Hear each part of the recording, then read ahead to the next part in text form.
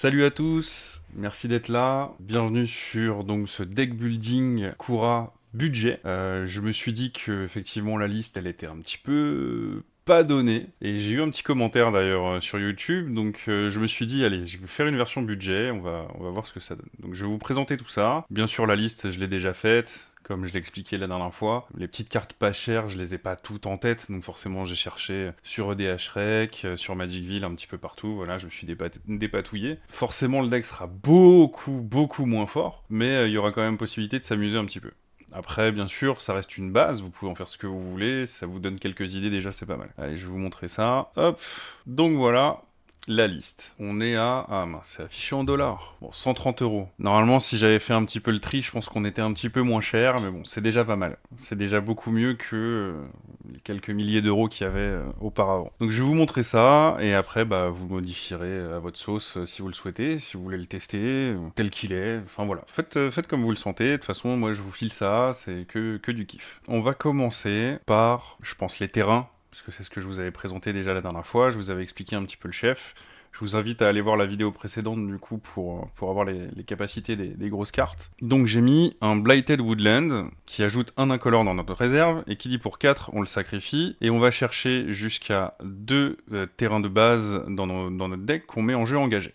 Vous allez voir que le deck finalement va tourner un petit peu plus sur le touche-terre parce que bah il y a des cartes plus accessibles au niveau tarif forcément. Donc il y a beaucoup plus de cartes dans ce type là qui va justement aller chercher des terrains pour les mettre en jeu. On va avoir donc lui que j'ai laissé, donc qui fait un incolore et pour 3, qui dit qu'on l'incline, on pioche une carte et on l'active uniquement si on contrôle une créature de force 4 ou plus. On a le Demolition Field, qui dit qu'on le sacrifie, on détruit un terrain non base qu'un adversaire contrôle, et il va chercher un terrain de base dans son deck qu'il met sur le champ de bataille, et nous aussi on peut aller chercher un terrain de base qu'on met sur le champ de bataille. Je l'ai mis donc à la place de Westland, et à la place de Strip Mine, qui coûtent un peu plus cher, qui sont plus dans les 5-10 euros la carte, voire plus. Donc voilà, c'est une petite alternative. Il y en a une deuxième normalement, je crois que c'est la frontière tectonique ou quelque chose comme ça. Deserted Temple, donc je l'ai laissé quand même. Pour un incolore, on l'incline, on dégage un terrain ciblé. Evolving Wild, on sacrifie, on va chercher un terrain de base qu'on met en jeu engagé. Donc là, il y a 26 forêts, non plus 16, du coup. Ghost Quarter. Ah, c'est lui que j'avais en tête. Pardon. Je me suis trompé juste avant. Donc il dit qu'on le sacrifie, on détruit un terrain, et son contrôleur peut aller chercher un terrain de base qui met en jeu engagé. Même pas engagé, qui met en jeu. Ouais, c'est plus fort pour lui. Le high market. Alors, c'est pas du tout comparable au terrain précédent que j'avais mis dans la liste précédente, Diamond Valley. Là, on sacrifie une créature et on gagne un point de vie. Le Diamond Valley, on sacrifie une créature et on gagne autant que son endurance. Ça n'a rien à voir, maintenant on parle d'une carte 100 fois moins chère. 5 euros, 500 euros, bon voilà. On a le Lair of Hydra, donc pareil, que j'ai laissé, qui permet de le transformer en créature XX, comme je l'ai dit, donc en cas de besoin, soit pour bloquer, soit pour saucer, voilà, c'est toujours bien. Un Myriad Landscape, donc pareil, qui va chercher 2 terrains qui les ramène en jeu. Temple de la fausse divinité qui fait 2 incolores. Le Terramorphic Expand, lui, qui, pareil, on sacrifie, on va chercher un terrain de base qu'on met sur le champ de bataille engagé. Et du coup, pour pallier au fait qu'on n'ait pas Berceau de Gaïa, qu'on n'ait pas l'Ancienne Tombe, qu'on n'ait pas tous ces terrains qui nous permettent de faire beaucoup de mana, et ben j'ai mis l'Urzatron. Donc ce qu'on appelle l'Urzatron, ça inclut l'Urzas Mine, l'Urzas Power Plant et l'Urzas Tower. Ils disent chacun, si on contrôle les deux autres, on fait plus de mana. Le Urzas Mine dit que si on contrôle les deux autres, il fait 2 incolores. Le Power Plant, c'est exactement pareil. Et l'Urzas Tower, lui, fait 3, si on contrôle les deux autres. Donc, ils ont l'avantage, avec le chef, qu'on va chercher les 3 directement, et du coup, on peut très vite avoir 7 incolores potentiels. Donc, je me suis dit que c'était une bonne idée. Dans la version budget, je pense que c'est malheureusement ce qu'il y a de mieux pour pouvoir faire un maximum de mana avec les terrains. Donc voilà, donc là vous avez la base de mana qui est beaucoup moins fournie, beaucoup moins grosse, forcément, hein, mais on est sur un deck à 130 balles. Je vais vous montrer,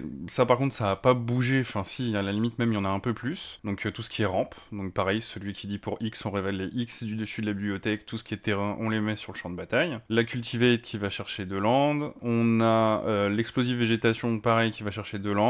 La flare cultivation pareil, on a la portée du Kodama qui va chercher 2 landes aussi, le Migration Pass pareil, Nature's Lore qui va chercher juste une forêt, mais qui la met en jeu, mais d'étapes. Donc ça a cet avantage presque pour 1 au final d'aller chercher un terrain. On a le Rampant Growth, pareil, qui va juste chercher un terrain de base et qu'on met en jeu, mais engagé. Le Sylvan's Crying qui va chercher celui qu'on veut. Et le Traverse the Outland qui va chercher X terrain de base qu'on met en jeu, X étant la force la plus élevée parmi les créatures qu'on contrôle, pardon. Donc voilà, donc là c'est le ramp et les terrains, et maintenant je vais vous montrer les créatures. Là ça a beaucoup changé. Parce qu'il y avait quand même beaucoup de créatures qui coûtaient un peu d'argent. Donc j'ai réussi à conserver des choses sympas. Donc c'est pour ça, je pense que le deck a toujours quand même un intérêt pas mal. Donc Acidic Slime, qui est pour moi une des créatures presque indispensables aussi en vert. Hein. Pour 5 de 2 Death Touch. Et lorsqu'il arrive en jeu, soit on détruit un artefact, un enchantement, ou un terrain. Il est assez polyvalent, il nous dépanne, il nous permet de gérer 2-3 petites choses. Il gère pas les créatures, mais il est 2-2 Death Touch, donc du coup ça fait un bon bloqueur, ou un attaquant qu'on n'a pas envie de bloquer, enfin voilà. Donc vraiment pas mal. Même si, bon, niveau coût de mana par rapport au reste est un petit peu cher, mais il est quand même rentable. Ancienne Green Warden, j'ai réussi à le remettre. Donc celui qui est 5-7, qui a la portée, qui dit qu'on peut jouer les terrains depuis notre cimetière, pardon. Et si un terrain arrive en jeu et crée un trigger de capacité, ça trigger une fois de plus. Donc là, vu qu'on est un peu plus sur le touche-terre, ça devient un tout petit peu plus intéressant dans celui-ci. Donc c'est pour ça qu'il fallait absolument que j'essaye de le conserver. Augure of Autumn, donc ça c'est nouveau, ça y était pas avant.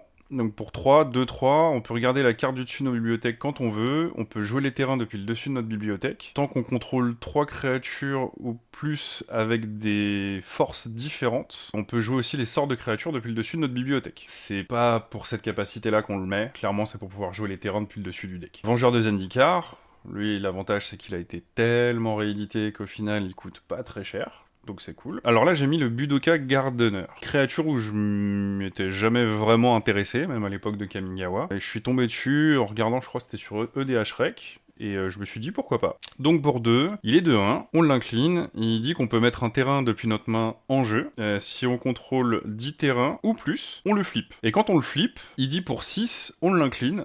Et on crée une XX élémentale, X étant le nombre de terrains en jeu qu'on contrôle, voilà. Donc on reste un petit peu dans l'esprit du chef aussi. On a le Courser of Crefix, pour 3 qui est 2-4, qui... En fait, ces cartes-là vont être un petit peu dans l'idée de remplacer la Dryade, qui permet justement de jouer un terrain supplémentaire, ou Azusa, ou ce genre de choses. Toutes ces cartes, en fait, qu'on avait, qui permettaient de regarder la carte du dessus du deck, je pense à l'Oracle de Muldaya, par exemple, ça permet, en fait, de pallier un petit peu à ce manque. Pareil, on peut regarder, donc, la carte du dessus de notre bibliothèque quand on veut, et on peut jouer les terrains depuis le dessus de la bibliothèque également, et il a le Landfall, donc le touche-terre. Lorsqu'un terrain entre sur le champ de bataille, sous notre contrôle, on gagne un point de vie. Pour ça, c'est bonus. On a le Cultivator Colossus, qu'on a pu laisser également, donc ça c'est plutôt cool. Le Defiler of Vigor, lui c'est nouveau, lui il n'y était pas avant. Donc pour 5, il est 6-6 piètes. Bon, c'est bien. En plus du coût des permanents verts que l'on joue, donc au moment où on lance le sort, on peut payer 2 points de vie, à la place de payer un vert qui fait partie du coût. Donc imaginons qu'on veuille jouer le Cultivator Colossus, on peut le jouer pour 4 incolores, et 6 points de vie par exemple. Sachant que cette capacité, donc c'est précisé, ne peut pas réduire les coûts d'incolore, ça réduit que le mana vert. Et lorsque l'on lance un sort vert de permanent, on met un +1/+1 marqueur sur chaque créature qu'on contrôle. Ça pareil, c'est le petit bonus, c'est plutôt cool. Ça peut nous permettre d'avancer un petit peu plus vite. Le fait qu'on ait des terrains moins balèze et moins fourni en mana. Il faut arriver à pallier à ça, et donc je me suis dit que cette idée-là de payer des points de vie à la place du mana vert permettait d'aller aussi vite peut-être que justement le deck précédent. Je trouvais l'idée pas mal. Dungrove Elder, pareil, c'est nouveau. Pour 3, étoile Hexproof. Elle a une force et une endurance égale au nombre de forêts qu'on contrôle. Alors c'est pas les terrains, c'est les forêts. Mais là, on a un peu plus de forêt dans ce deck-là, donc on peut, pour 3, avoir une 5-5 sans problème. Voilà. Hexproof en plus, donc c'est cool. C'est sympatoche. Eternal Witness, ça, un indispensable. Le Gorklo, il est de retour. Lui, y a pas de souci, il coûte pas très cher. J'ai mis un Lotus Cobra, puisqu'on est dans l'esprit touche-terre. Ça permet aussi de pallier donc, à tout le mana qu'on devait faire auparavant. Là, quand on a un terrain qui arrive en jeu, on fait un de la couleur de notre choix. Le Multani, forcément, j'en ai tellement parlé, j'ai tellement kiffé. Je le laisse. Oran Reef Hydra, ça c'est nouveau. Donc pour 6, 5 piétinement, ça a le touche-terre, et lorsqu'un terrain arrive sur le champ de bataille, sous notre contrôle, on met un marqueur +1/+1 sur lui, et si ce terrain est une forêt, on en met 2 à la place. C'est sympa, ça fait une grosse bête. Le Questing Beast, parce que bah pareil, hein, c'est le kiff. On a le Rampaging Ballot. Donc ça aussi, c'est plutôt cool d'avoir pu le laisser, pareil, parce qu'il a été grave réédité au final. Donc maintenant, il vaut que dalle. Donc c'est très bien. Pour 6, une 6-6 piette, et à chaque fois qu'on pose un land, on fait une 4-4. Ah, c'est cool quoi. Ramunap, donc lui pour 3-2-3, qui dit qu'on peut jouer un terrain depuis notre cimetière. Pareil, lui il est là pour remplacer le creuset des mondes, que j'avais mis auparavant, qui coûte beaucoup plus cher malheureusement en argent. Il doit coûter je crois une dizaine d'euros, quelque chose comme ça. Sakura Tribelder, pareil, lui il est resté. Scute-Worm, ça pareil, c'est nouveau, parce qu'on est dans l'esprit touche-terre. Pour 3 c'est une 1-1, qui a donc le touche-terre, et qui dit que lorsqu'un terrain qu'on contrôle arrive, on crée une 1-1 insecte créature jeton. Et si on contrôle 6 terrains ou plus, on crée un jeton qui est une copie du Scute-Swarm, pardon. Donc ça veut dire pour 3, on a une 1-1, qui dit que quand on a un terrain qui arrive en jeu, il fait une 1-1. Mais si on a 6 terrains ou plus, il fait la même chose que lui. Donc ça peut devenir vite complètement fou si on a plus de 6 terrains. Moi je crois que j'ai déjà vu des parties où il y en avait des centaines sur la table. Donc voilà, ça peut être fou. Ça pareil, c'est un petit kiff perso, le petit côté flashback remember. Voilà, j'aime bien. Donc pour 5, c'est une 2-7 qui a la portée et qui dit que pour X et 2 verts, il fait X dommages à chaque créature avec le vol. Donc pareil, ça nous permet de nous dépanner un petit peu contre les volantes. J'avais mis auparavant l'ouragan simplement dans la liste précédente. Là, j'ai décidé de mettre les deux. Là, il y a l'ouragan, et il y a celle-ci aussi. Ça reste un bon bloqueur, ça peut dépanner en cas de besoin pour kill quelques créatures qui ont le vol, donc, ou ça dissuade même de poser des créatures avec le vol, donc plutôt bien. Simulacre solennel, bien sûr, lui il est resté. Terrastodon, petite nouveauté, je voulais un truc qui cogne fort et qui gère un petit peu, et donc là, bah, on est en plein dedans. Pour 8, c'est une 9-9, quand il arrive en jeu, on peut détruire jusqu'à 3 permanents non créatures, et pour chaque permanent détruit de cette manière, on met une 3-3 éléphant à la place. Donc ça peut permettre de gérer les permanents adverses autres que créatures, aussi bien terrain qu'enchantement, que artefact, enfin voilà, il y a de quoi faire. Je suis complètement fatigué. Je suis à l'ouest, le gars. Tireless Provisioner. Lui, il y était aussi pareil dans la liste précédente, je vous le dis, pour 3, 3-2, il a le touche-terre. Lorsqu'un terrain arrive sous notre contrôle, on crée soit un jeton nourriture, soit un jeton trésor. Tireless Tracker. Lui, c'est nouveau. Il n'y était pas avant parce que je voyais pas trop l'intérêt. Là maintenant, voilà, ça peut permettre de bubiter plein de trucs avec plein de landes, donc c'est cool. Pour 3, 3-2, lorsqu'un terrain arrive en jeu sous notre contrôle, on investigate. Donc on fait un jeton indice qui dit pour 2 on le sacrifie, on pioche une carte. Donc ça pareil, ça permet de touiller pas mal le paquet. On a Titania qui est nouvelle aussi. Pour 5, 5-3, quand Titania arrive en jeu, on renvoie un terrain depuis notre cimetière sur le champ de bataille. Et lorsqu'un terrain qu'on contrôle est mis dans le cimetière depuis le champ de bataille, on fait un élémental 5-3. C'est entre autres pour ça que j'ai pas mal de terrains qui disent on sacrifie, on va chercher. Parce que bah on le pose avec le touche-terre, on fait une capa, on le sacrifie, on fait du coup une 5-3 avec elle, et puis on va chercher les terrains qui arrivent, et on active encore du landfall, donc voilà, ça, il peut vite se passer des choses. Ensuite, Unleavened Hydra. Donc pour 6, elle est étoile-étoile, portée, et elle dit qu'elle a une force et une endurance égale au nombre de terrains qu'on contrôle. Lorsque elle arrive en jeu, on peut aller chercher dans notre bibliothèque un terrain et le mettre en jeu engagé et mélanger notre bibliothèque. Ça reste une créature qui reste dans l'esprit de plein de force et plein d'endurance pour plein de terrains. Lui, j'ai réussi à le recaser, lui. Parce que lui, il est méchant quand même. Très très méchant. Donc Vorinclex, pour 8, 7-6, piétinement. Quand on incline un terrain pour du mana, on en fait un de plus. Quand les adversaires inclinent leur terrain pour du mana, ils se détapent pas à la prochaine phase de dégagement.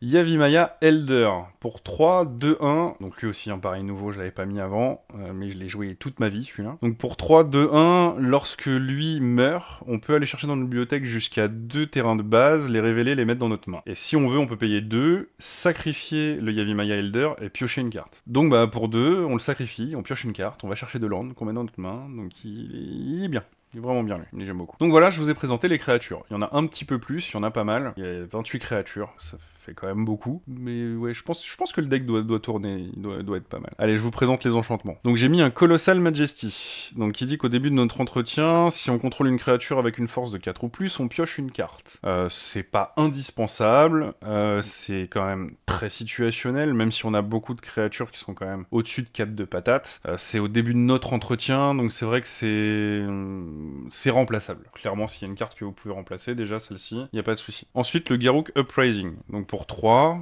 que j'ai présenté dans la liste d'avant. Lorsqu'il arrive en jeu, si on a une créature de force 4 ou plus, on pioche une carte. Les créatures qu'on contrôle ont le piétinement. Et lorsqu'une créature qu'on contrôle avec une force de 4 ou plus arrive en jeu, on pioche une carte. Bien plus intéressant que la précédente. Le Guardian Project, alors... Voilà, je vois marquer 33€, c'est ça le problème. Ça, c'est pas normal, ça. On va regarder une autre édition pour voir. Mieux, hein, déjà. Voilà, là on est sur un budget normal. 103,45. Je suis pas mal. Voilà, là c'est cool. Donc, le Guardian Project, que j'avais mis pareil, hein, qui fait pour moi partie des indispensables quand on joue vert avec des créatures. Lorsqu'une créature arrive en jeu, non jeton, sous notre contrôle, si elle n'a pas le même nom qu'une autre créature qu'on contrôle, on pioche une carte.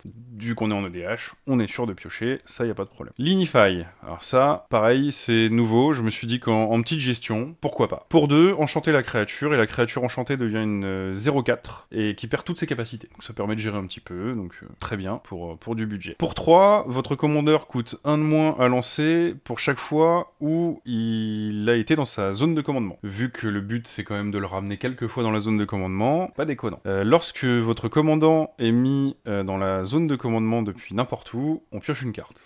Vu que on a presque plus de tuteurs, on a plus Green Sun Zenith, par exemple. Donc là, je suis parti vraiment dans l'esprit d'essayer de piocher un peu plus. Piocher un maximum pour essayer de récupérer ce dont on a besoin. Parce que là, bah, c'est compliqué. Et c'est pour ça d'ailleurs que j'ai mis un petit peu plus de rampes. Parce que plus il y a de rampes, plus on épure le paquet, et plus on a possibilité de jouer les choses rapidement et d'y accéder en piochant les cartes rapidement. Donc j'ai mis une Natural Growth. Ça, pareil, c'est vraiment juste un truc qui tâche, où je me suis dit c'est trop cool, c'est trop marrant. Mais si vous voulez le changer, il peut sortir du deck sans problème. Pour 5, dont 4 verts, donc clairement c'est mono vert, au début de chaque combat, on double la force et l'endurance de chaque créature qu'on contrôle. Soit on le garde, ça peut être un bon finish, soit sinon, bah, on fait peur avec et on pose que des gros trucs, voilà, à chaque fois qu'ils vont saucer. Par contre, entre-temps, ils vont être gérables sans problème. Donc, c'est pour ça que je dis qu'il peut être changé. Si jamais on est dans l'esprit de quelque chose, d'un finish, de quelque chose qu'on veut qui kill en un tour, c'est peut-être pas la carte idéale. Virtue of Strength. Alors pareil, ça j'ai mis ça à la place du Nyxbloom Ancient, qui triplait le mana. Là, c'est un enchantement pour 7, donc il a le même coût, sauf qu'il est un peu plus restreint. Il dit que si vous engagez un terrain de base pour du mana, il produit 3 fois ce mana. Sauf que le Nyxbloom, lui, c'est un permanent. C'est-à-dire que c'est même pas les terrains, c'est les permanents. Donc c'était beaucoup plus fort. Mais dans une version budget, je trouve que ça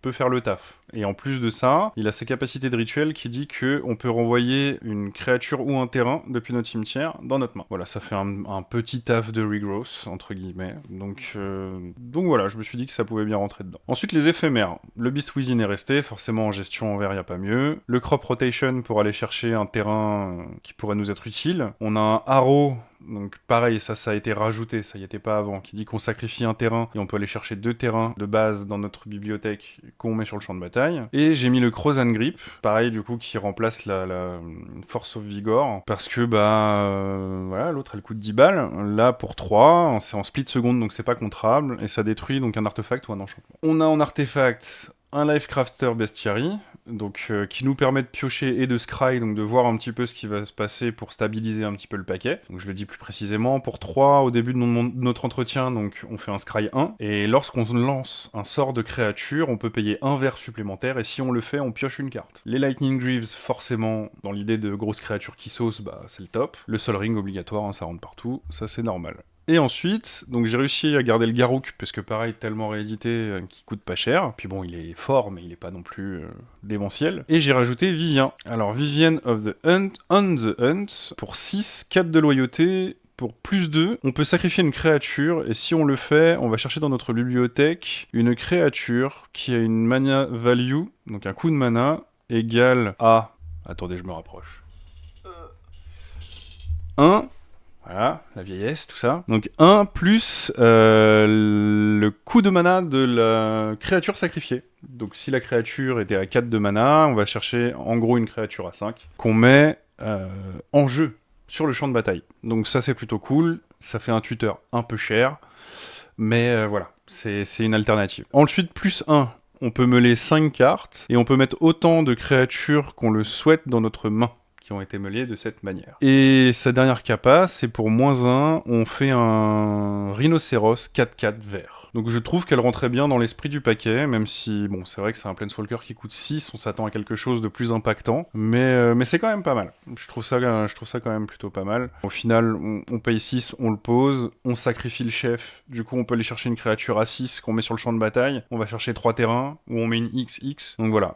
Elle, avec le chef, ça match super bien. J'ai un autre tuteur, forcément moins bien que les précédents, mais qui dit pour 3, en coût additionnel, on sacrifie une créature. On va chercher dans notre bibliothèque une créature qui a un coût de mana de X ou moins, et X est égal à 2 plus le coût de mana de la créature qu'on a sacrifiée. Donc là, si on sacrifie le chef, on pourra aller chercher une créature à 7, qu'on met en jeu. Et ça, par contre, il faut l'exiler après. Plutôt bien aussi, pour pas trop cher en argent. La Genesis Wave, bon, cette fois-ci, je la garde pas pour la fin, pour le kiff ou quoi, hein. Maintenant, on l'a vu dans la vidéo précédente. J'ai rajouté une harmonisation. Je me suis dit qu'une Harmonize, voilà, pour 4, on pioche 3. C'était très bien. L'Ouragan, donc j'en ai parlé. Et le Tooth and Nail, le dent et ongle, pareil, qui est pas indispensable. Si vous avez envie de le changer, de le sortir du paquet, ça, y a pas de souci. C'est vraiment, comme je l'ai dit dans la vidéo précédente, un kiff pour moi. Ça fait quoi, 10 fois que je dis vidéo précédente, je crois. C'est bien. Je suis pas du tout dans le répétitif. Donc voilà le paquet. Je l'ai présenté assez vite, au final. Je sais pas, ça fait quoi? Ça fait 30 minutes qu'on est sur le stream. Bah, plutôt cool. C'est bien quand ça se passe comme ça. Donc j'espère en tout cas que la decklist vous plaît, ou qu'elle vous plaira si jamais vous la testez. Moi je vous invite à vous abonner, mettre les petites cloches pour être prévenu quand je monte un nouveau deck ou que je pète du booster. Ça après ça risque de changer à l'avenir, mais je vous en reparlerai. N'hésitez pas à venir sur Insta, sur TikTok, sur Facebook pour avoir toutes les informations ou même des petites photos ou vidéos bonus par rapport à ce que fait la chaîne YouTube. Pareil, Twitch aussi, si on peut échanger ensemble sur justement la manière dont j'ai monté le deck, ce sera beaucoup plus interactif et donc tout de suite beaucoup plus intéressant. Donc n'hésitez pas. Et je vous remercie d'avoir été là, et puis je vous souhaite une bonne journée, un bon visionnage pour la suite de mes vidéos, et puis kiffez bien. Ciao!